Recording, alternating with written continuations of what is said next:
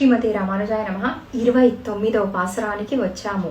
పాశుర సారము: ఏడేడు జన్మలకు నిన్ను మరువని వారమై నీకే దాసులమై నీకే కైంకర్యము చెయ్యవలనని స్వామికి విన్నవించినది.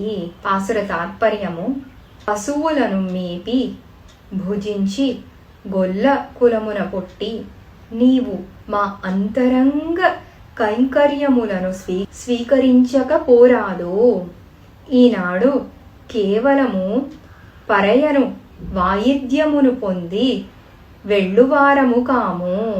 తెల్లవారుజాముననే వచ్చి నిన్ను సేవించి నీ శ్రీ చరణ కమలములకు మంగళాశాసనము చేయుటలోని అభిప్రాయమును ఏడేడు జన్మలకు నీతోటి సంబంధము కలిగిన వారము కావలను. నీకే సేవలు చేయచుండవలెను.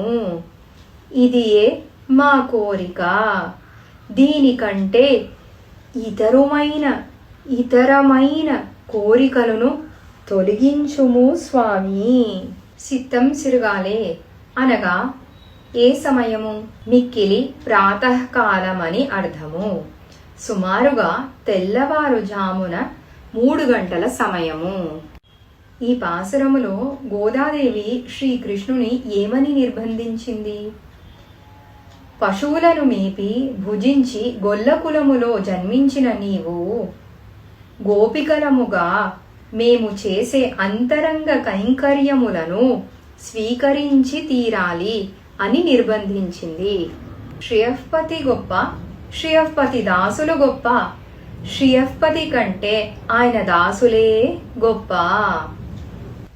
ముఖ్యమైన ప్రశ్న: శ్రీ గోదాదేవి ఈ పాసురములో ఏ విధముగా తాను జన్మించుటకు ఇష్టపడినది? శ్రీయఃపతితో సంబంధము కలిగి అనగా ఆయనతో ఉన్న సంబంధము గుర్తించి ఆయనకే సేవలు చేసే భాగ్యము కలిగితే ఎన్ని జన్మలైనా ఎత్తుటకైనా సిద్ధము అన్నది. ప్రపన్నులైన ముముక్షులు ఎవరికి కైంకర్యం చెయ్యాలి? శ్రీయఃపతుల మిథునమునకు, అంటే అమ్మవారు పెరుమాళ్ ఇద్దరికీ కలిపి కైంకర్యము చేసి వారి దాసులకు మాత్రమే కైంకర్యము చెయ్యాలి.